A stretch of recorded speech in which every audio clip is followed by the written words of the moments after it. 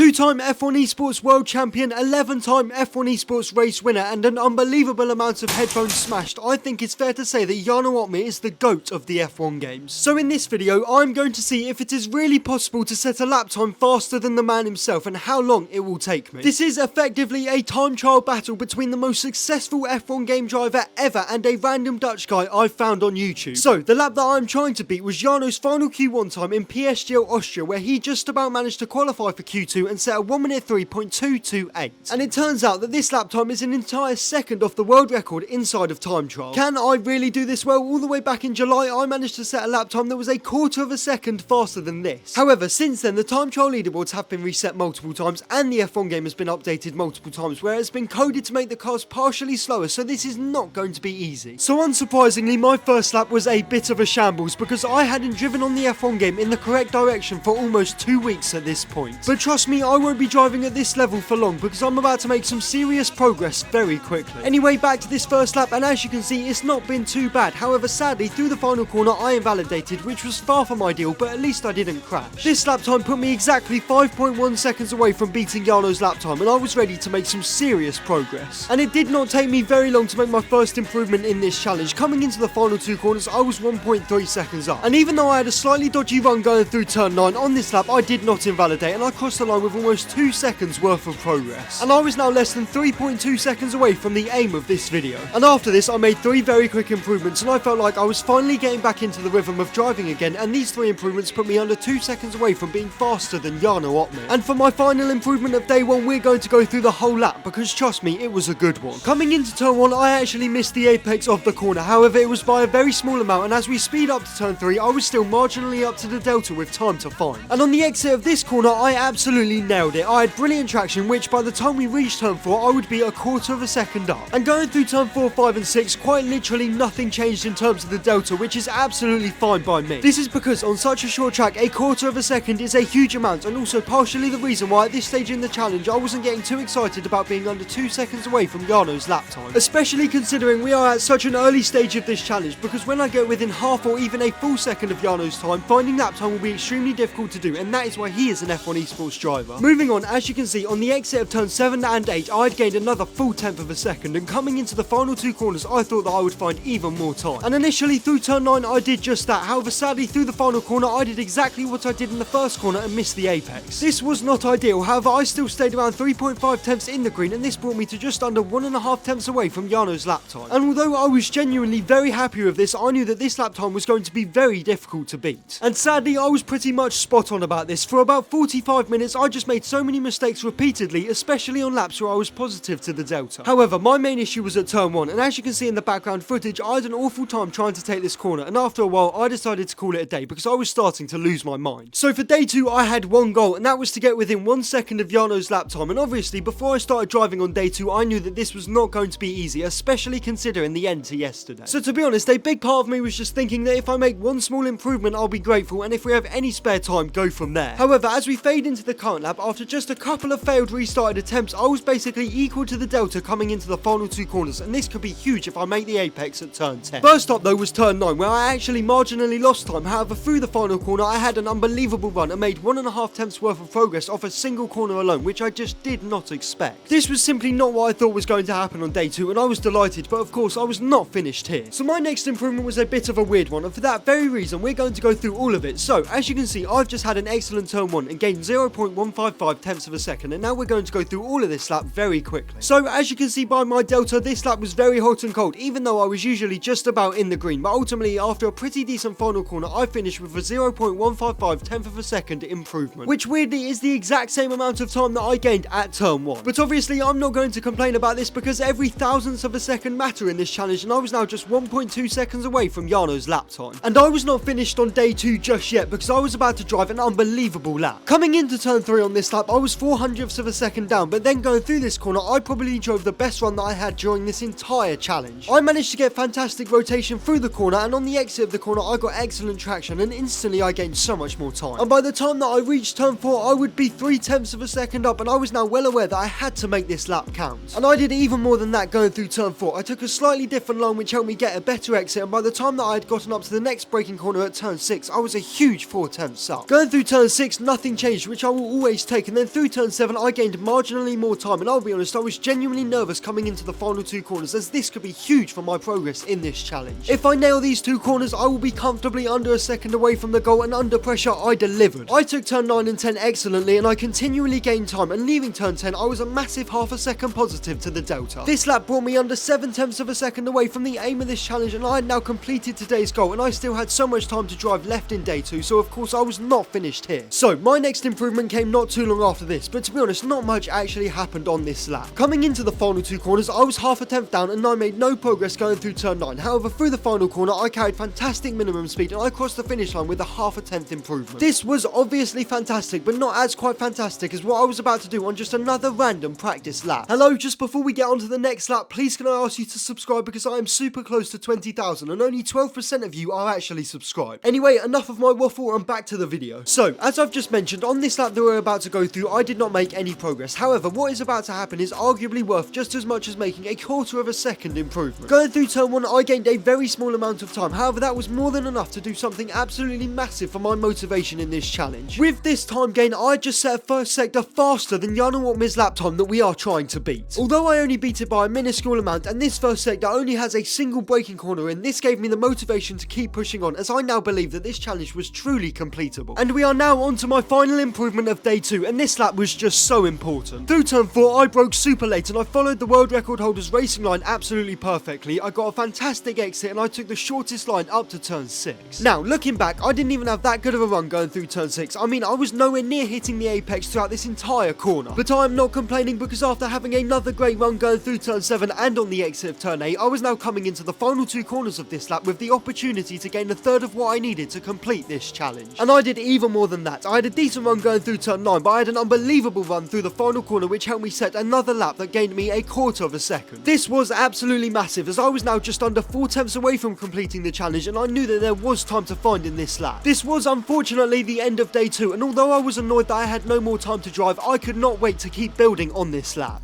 But unfortunately, after this, I wasn't making any progress whatsoever, and throughout the entirety of day 3, I was setting multiple lap times almost a second away from the goal. And I just knew that I needed to find a solution quickly, otherwise this video would never be released. So I went back and had a look at Jarno's lap time, and there was only one difference between what he did and what I was doing. And this was that he had set a lap time during a qualifying session, so I was about to copy this and then take it one step further. I was now going to drive exclusively in one-shot quali sessions, and there are 2 reasons for this. Firstly, I get access to the overtake EOS mode, which is going to dramatically increase my top speed. And this leads on to my second point, which is that I obviously could have done this in a Q3 sessions, but now I won't be waiting around all day for the end of every session where there would be optimum grip. So in theory, this should help me stay focused. Now of course, I knew that I would gain time from what I think should be marginal gains, but nowhere near as dramatically as it turned out to be.